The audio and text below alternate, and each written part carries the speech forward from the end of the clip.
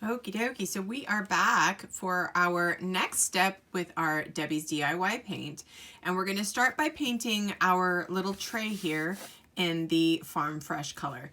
Now, just a quick note, this is from Target. It has these little faux leather handles. It's just basically like a hot cocoa tray or whatnot. And I got it at Target for $5. Okay, so it's not, I mean, it's super cute just the way it is, right? But sometimes we want something just a little bit different, and you can't really beat a $5 substrate.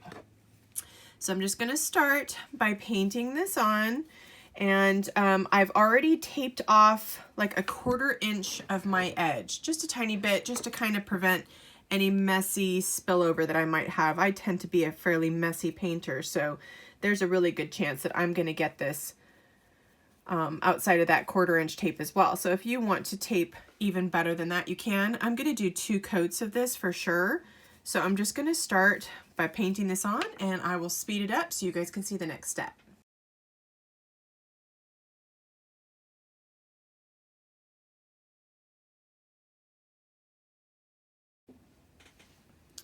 So this is the dried-ish layer, okay? And you can see it's the first coat. Pretty darn good first coverage, particularly over that hot cocoa that was in bright red. So you can see just how great the coverage is, which is always lovely when you're working with a chalk paint. And if you're anything like me, you're super impatient and you don't necessarily always want to have to prime a surface. That's kind of the beauty behind so many of the chalk paints, right? Is that we can kind of just go over a surface that is in fact like, say, wood that's natural versus like something that's lacquered or has a high sheen on it. That's a little bit different. You have to create some sort of tooth for the surface to stick to. Or not the surface, the actual paint to stick to, if that makes sense.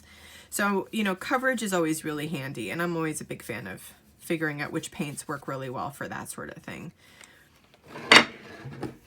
Okay, so I'm just going to continue on around this entire tray and get our second coat down, and as soon as we're done with the second coat, we'll go ahead and come in and start with our sweet little evergreen collection of trees across the front. Okay, so we're back. Our 2 coats are dry, and I just taped off a top and a bottom section for myself. It's a suggestion. It's just more or less an idea of like where to keep my trees in frame, so to speak. So that's what I did there. The next thing that I did is I taped down a little piece of like parchment or wax paper so that I can do my mixing on it and have like a large enough surface to mix on. And if you remember correctly from our mixing experience, Queen Bee mixed with Hay Sailor gives us this fantastic forest green. Queen Bee mixed with Farm Fresh gives us a really pretty limey color green. And the Black Velvet with the Queen Bee gives us a really dark olive green. So we're going to start with Queen Bee and Black Velvet, okay? And you're just going to take your palette knife and drop down some of the black. When it comes to mixing this color, I definitely want like say a 2-to-1 because that black is going to take over quite a bit. So if I do that yellow and I kind of just bring the black in carefully into my yellow, you'll notice that I don't pull from this larger puddle of paint, so to speak. And you can kind of go from here and go, well, that's sure a pretty green, but I think I'd still like to go a little bit darker, in which case you can pull a little bit more black in and you end up getting more control over your painting color mixture, okay? So that is a fantastic color of green. I'm not even super concerned about mixing it completely. I just want a nice green to start with. And I'm also going to begin with something that looks a little bit like this. This is a 12 round brush. For most of you guys that don't know the difference between brushes, it's just round because it's a rounded pointy tip, okay? So let's start with a tree in the background. And I'm just gonna shift the camera up a smidge here so you can see a little bit more clearly.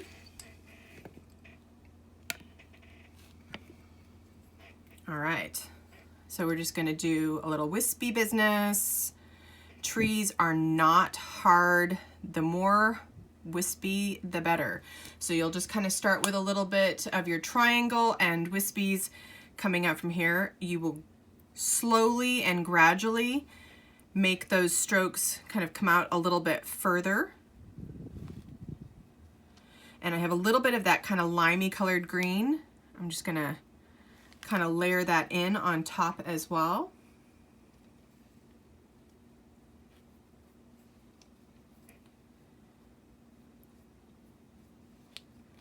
There's literally no wrong tree. You cannot go wrong, okay? So I'm just kind of bringing these large broad strokes across, filling it off at the bottom, coming in with my trunk. It's a suggestion, doesn't have to be perfect. Bring the wisps across, and if you want to add in a few more very organic looking strokes, you can. I can even come up a little further. I had a tiny bit more room up there.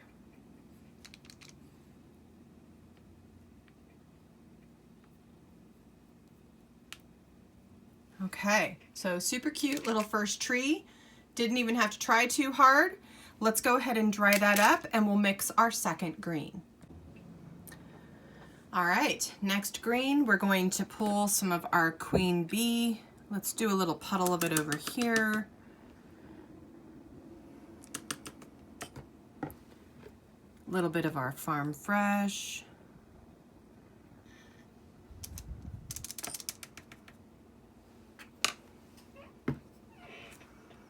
And remember, you just slowly start to mix the colors together, kind of in between, so you have control over that color.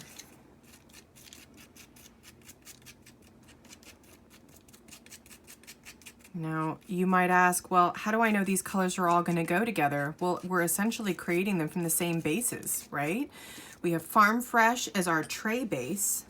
That's this color here. We've got Farm Fresh here. We've got Queen Bee in every single green we're working with. So everything is going to tie together really beautifully. All right, that's a really pretty green. So we're just going to run with that. Let's start off with just maybe a little bit of a smaller tree. There will be a slight overlap, and I'm gonna very intentionally leave some of that kind of mustardy queen bee available too, because I can pull from it and have a little bit of varied interest in color. Definitely overlap.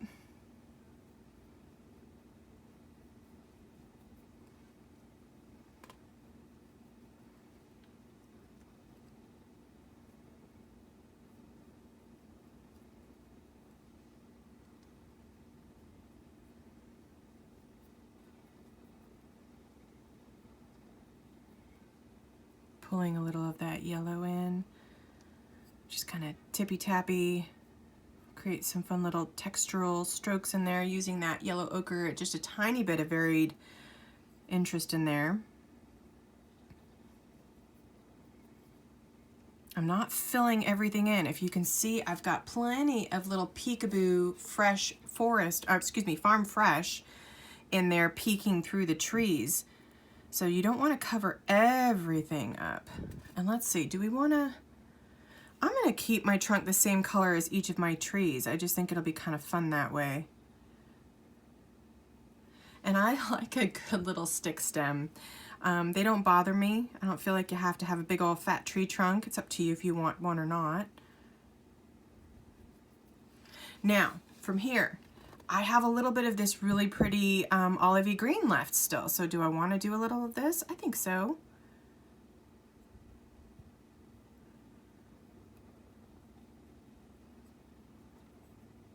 Just little teaser strokes in there.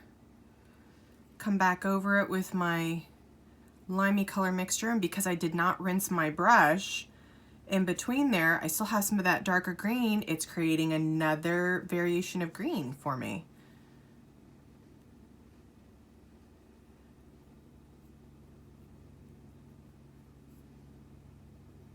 Okay, pretty cool.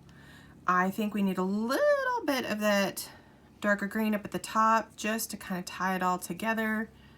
A little more of my lime on top, just so it's a peak, just a little peak.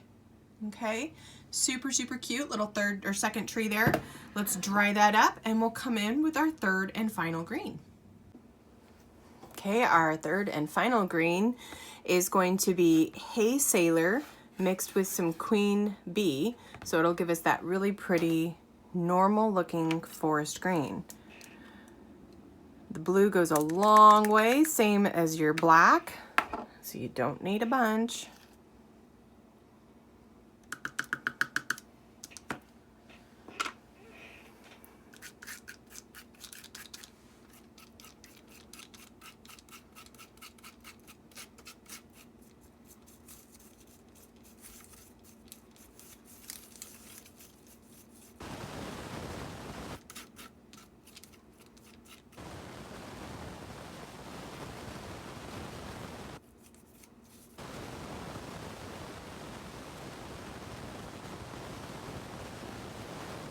Okay, really pretty blue-green.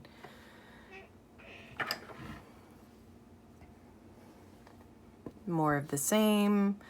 We'll pop in this little guy. Maybe we'll make him a little bit taller, like taller top.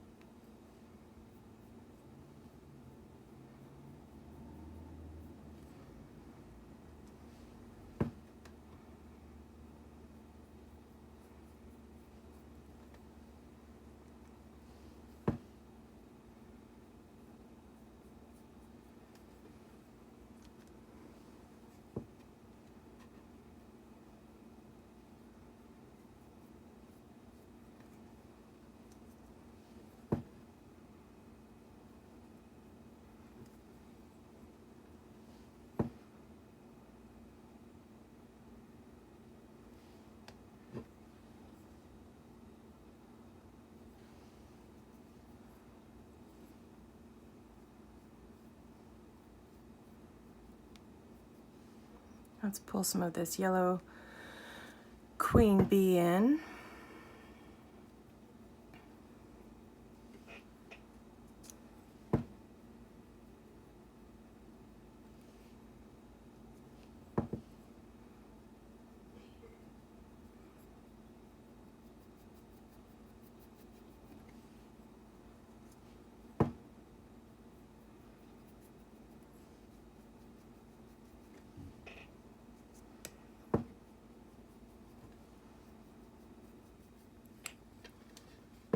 Okay, now, do you see what happened here? We have two super, super interesting. This one fell flat in the background. I'm not worried about that because what I'm going to do is dry this up and we're going to splat on some white to create a lovely little snowy scape there. Okay, let's go ahead and dry it up.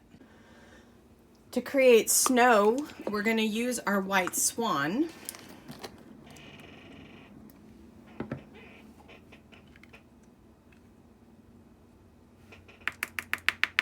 And it's gonna be pretty wet, or thick, I should say, at first. So what you want to do is, that was a big fat belly of water. So basically my brush was loaded with water, okay? And I'm kind of stirring this in to create a melted milkshake consistency. You don't want it to be so watery that when it goes down, those little splats look like a lime wash. You want them to be pretty concentrated. Kind of just getting the rest of this paint off on that. And this is pretty good. This is nice melted milkshake. And then I use the same toothbrush that I use for all my crafting, okay? Kind of just dab on. And you're gonna get your finger real messy. You're just gonna come in and kind of flick the bristles back to give you a fun little snowy effect, okay? These are gonna give you the tiny, tiny dusting of white. It's very, very controlled. So if you're not, you know, super, super great at splatting, this is a really nice way to give yourself some really pretty soft flecks of white. They're really, really subtle. And I like to mix it up. So I'll use that, but then I'll come in with my brush, and you could totally use a smaller round. You don't have to use something this big, but I want some fairly large splatter on here, and it's kind of a combination of some big splats and some small splats. I am a splatter girl, so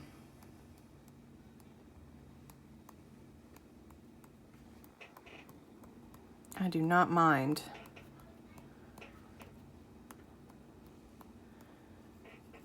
Getting big old splats on there. Okay, so that's Fantastic Snow Flurry, essentially. I'll dry that up again, and then we'll come in and do some finishing touches on this. All right, so the snow splatter is dry. Now I'm gonna do a little bit of snow at the bottom of my trees because it's going to feel a little weird that they're just sort of floating.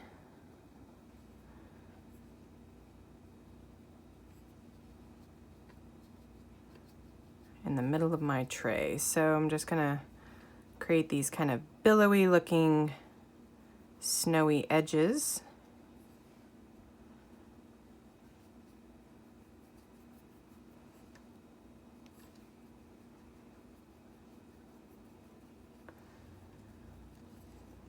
And I know a lot of people think it's kind of crazy. Well, how come you're using a furniture paint on these home decor projects, which are essentially like what you would normally use acrylic paint on? Well, I like matte paint. It's my favorite.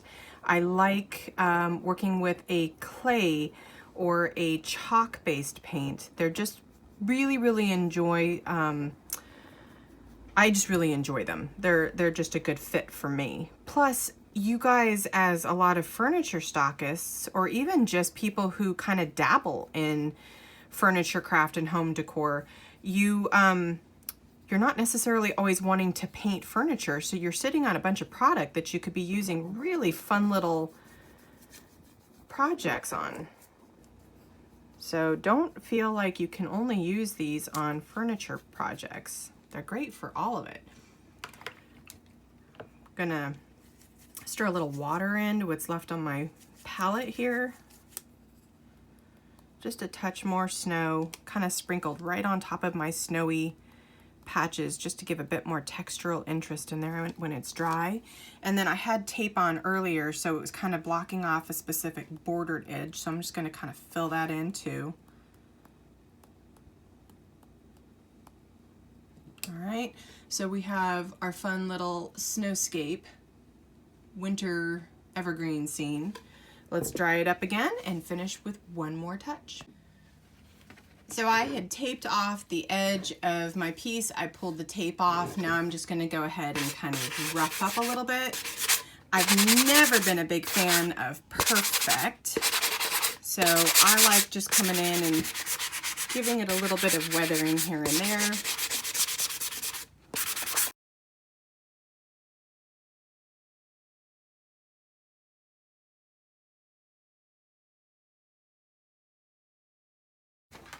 All right, give it a good toweling and wiping off.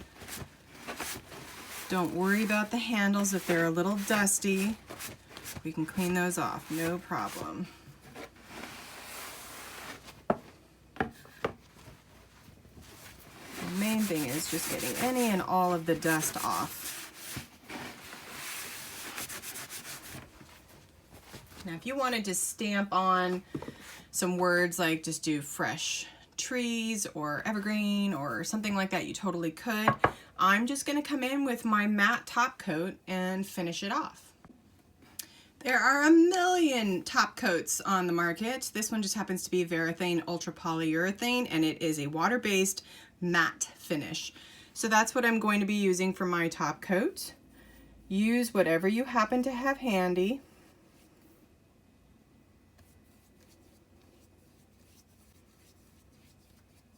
I try to go in the same direction, but you know, don't kill yourself too much over having it be totally perfect, because the matte coat is really forgiving. More times than not, you can barely even see where a seam or a brush stroke is, so don't worry about it.